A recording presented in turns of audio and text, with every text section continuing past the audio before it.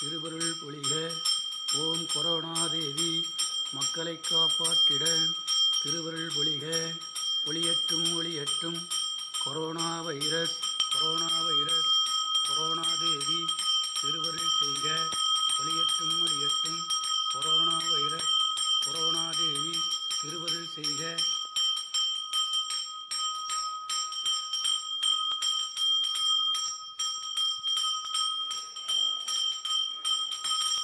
ஒவ்வொரு தெய்வங்களுக்கு ஒவ்வொரு விதமான தொழில் இருக்கிற மாதிரி இருக்குங்க.